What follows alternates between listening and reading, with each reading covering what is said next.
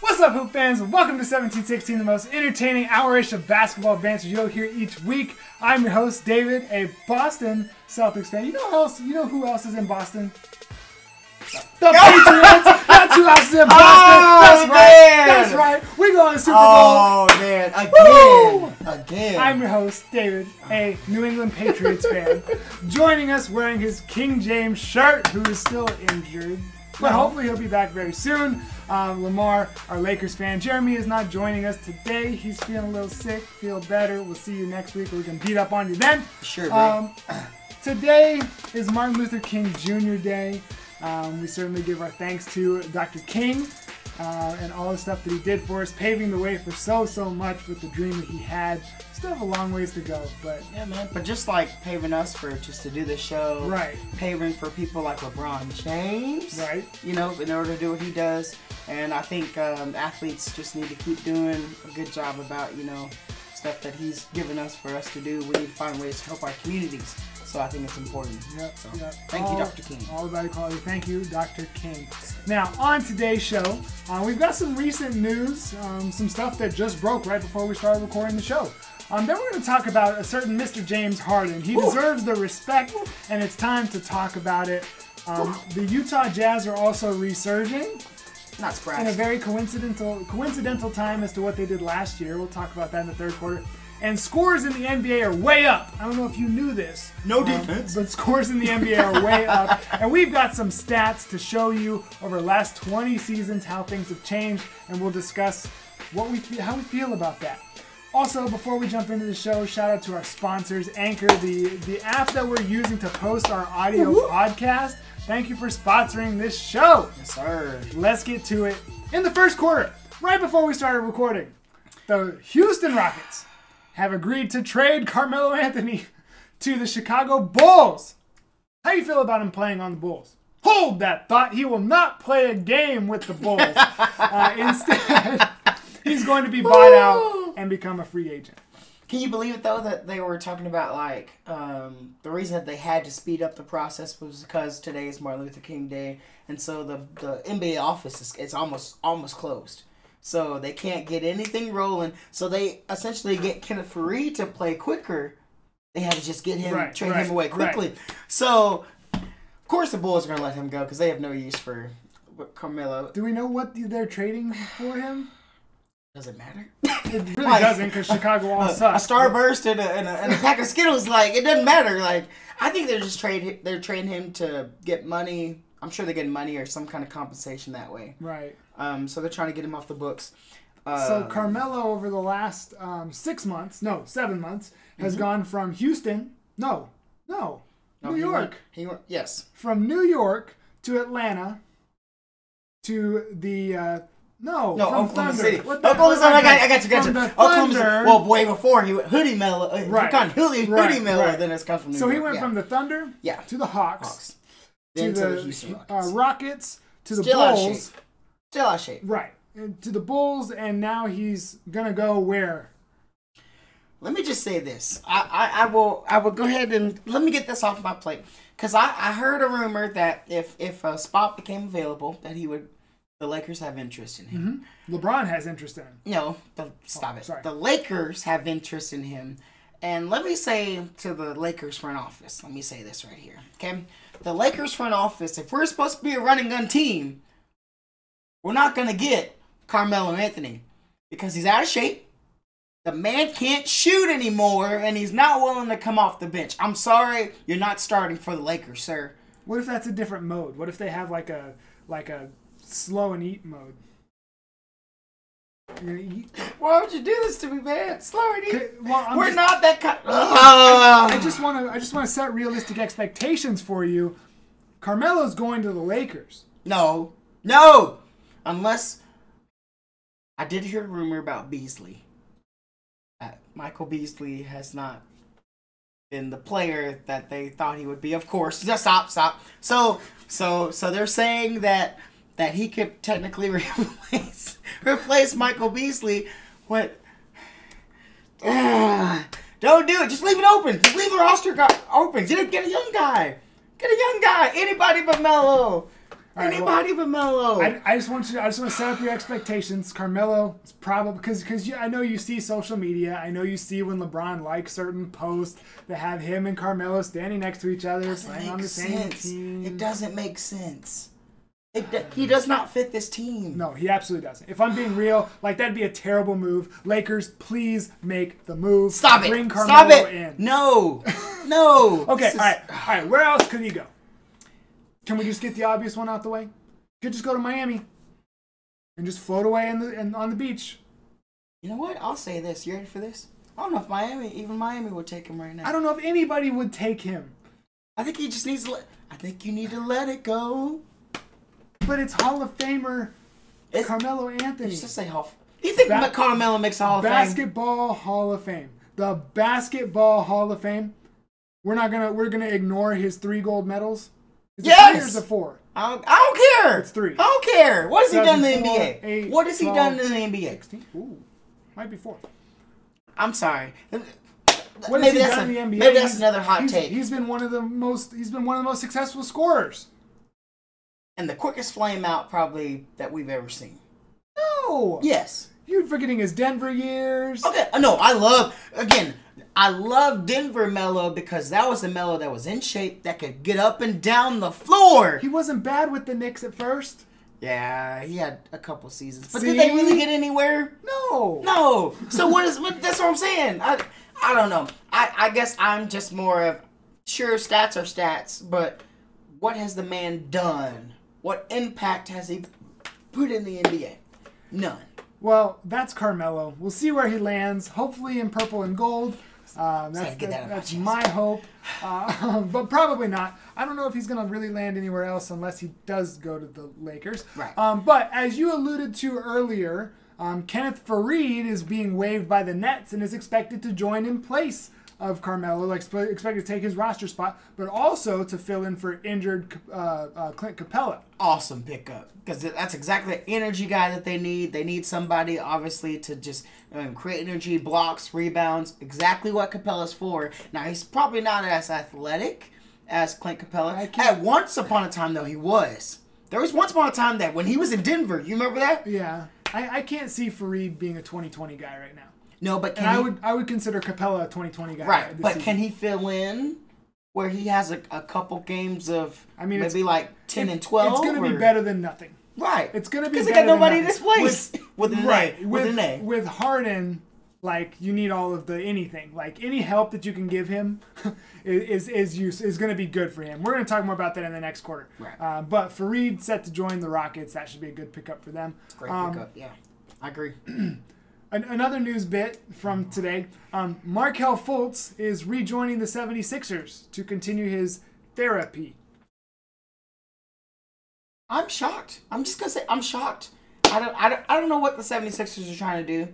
I don't know what they're trying to prove. Here's what they're saying internally. What they're saying is, and because they said this externally, is people are saying that it's a mental thing, and it's not. You're not the first pick in the NBA draft, and then all of a sudden you can't shoot a shot. There's got to be something physical, and we confirm that by doing this. So what they're convinced of is that whatever was happening, they've found the physical issue for not being able to lift a ball filled with air above your head and shoot and throw it at a basket.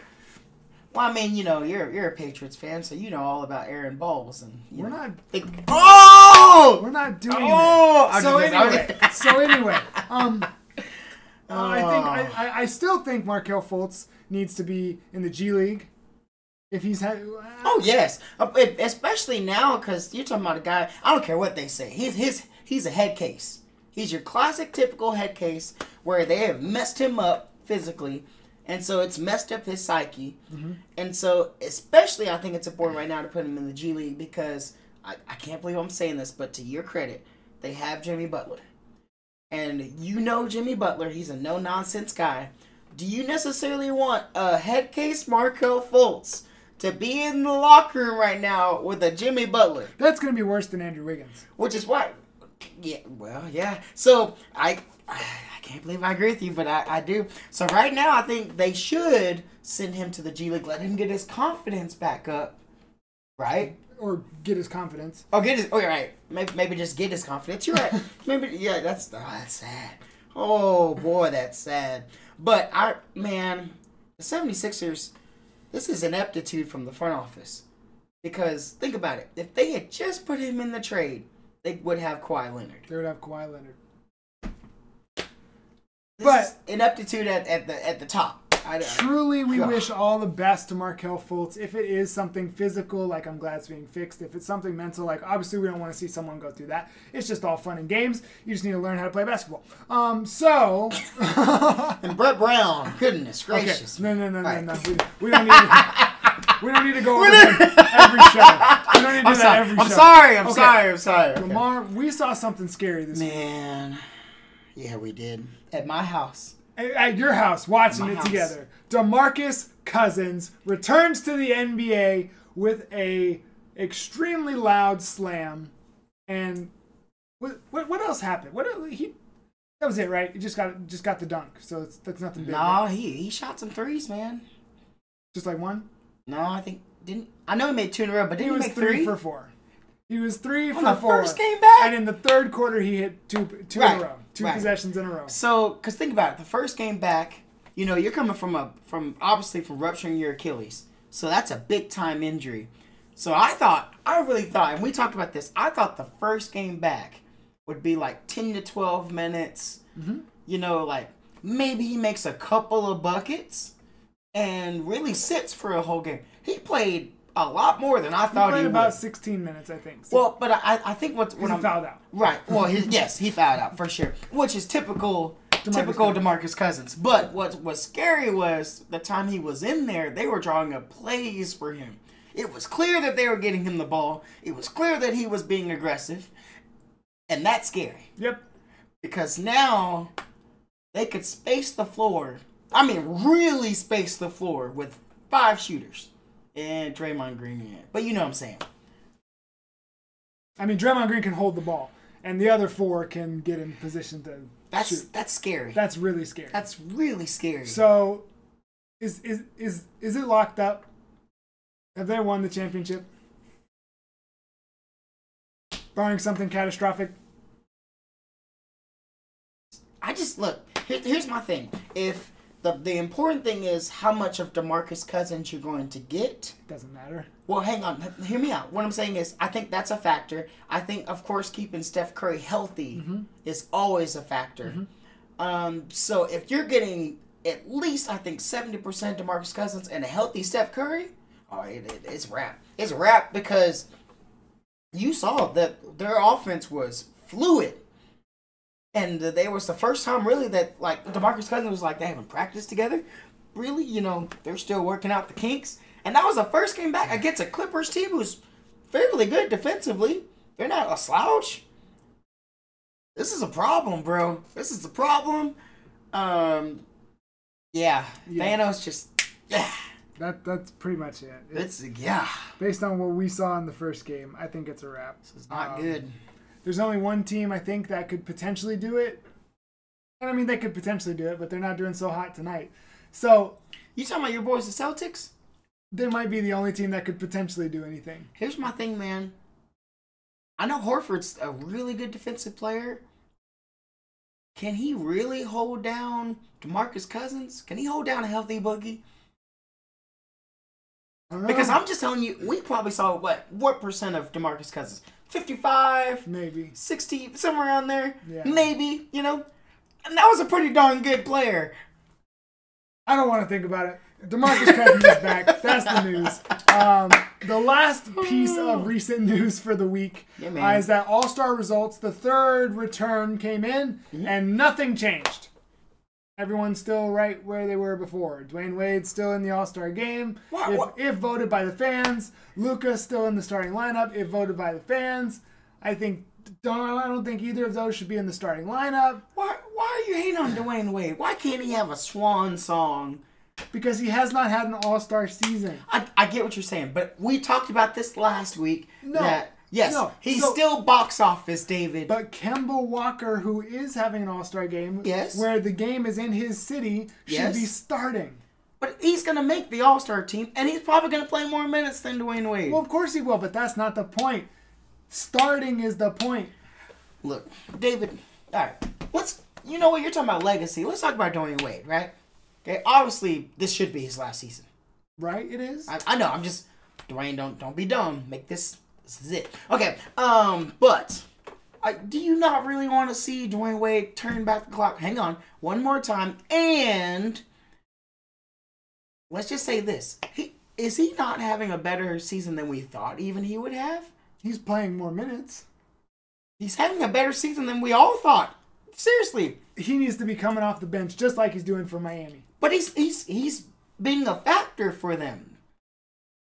He needs to come off the bench in the All-Star game. Oh my God. You're not going to convince me. I think Kemba Walker should be starting that game at point guard next to Kyrie Irving. I think it's all semantics, really, because everyone knows, obviously, who's the better player right now.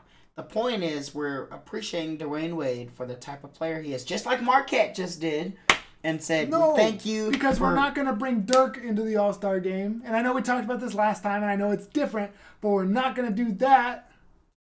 That's just... Look, it's not our fault that Dirk can't get up and down Vince the floor. Carter's not going to go. Vince Carter's being a factor for the Hawks. But Vince Carter's... No, wait. A factor for the Hawks, a non-playoff team? Really? Really? The Heat are a non-playoff team. No, they're not. They're going to make the playoffs. Stop this. Just like I told you they were going to make the playoffs. I tried to tell you. And that's why right now they're only down by 2 against the Celtics. So anyway... All-Star results are in. The media and the players still have to vote, so we'll see who the final starting lineup actually is. I would not be surprised if Luka and Dwayne Wade were both not in the starting lineup. That's just me. That's just how I feel. Speaking before we leave this, do you think Luka right now is not appreciated by players? And I think he is, but I think that Paul George, Kevin Durant, Anthony Davis, Nikola Jokic. As this current season, though. I think those, especially Jokic and Paul George are having better seasons. I'll give you Jokic. I'll give you Paul George. And maybe KD. I mean, KD is... But the point is, it's someone new, David. There's nothing to he doesn't have a resume briefly. So I think he should be in the All-Star game, but I don't think he should be starting over Kevin Durant, over Nikola Jokic, over Paul George. I'd put him over Kevin Durant right now. I think Kevin Durant has not Kevin Durant is 4th in the NBA in scoring right now. I know, but I'm talking about in his other categories, assists, rebounds. I think he could be better. That's just me. That's just me. Okay. But, I mean, regardless, Luka, again, you're talking about starting. Who's going to play the most minutes? I mean, if Luka starts, Luka's going to play the most minutes. No, he's not. If he starts, he's going to play the most minutes. Oh, no. Come on. That's ridiculous. Why wouldn't he? He's the starter. Just because a player starts? Wait a minute. Hold on. Gordon Hayward plays on the Celtics, right? Right. Does he play more minutes than some of the starters? No. He doesn't. He doesn't play more minutes than Morris? Nope. You sure? Positive. Is it close? Nope. It's really not.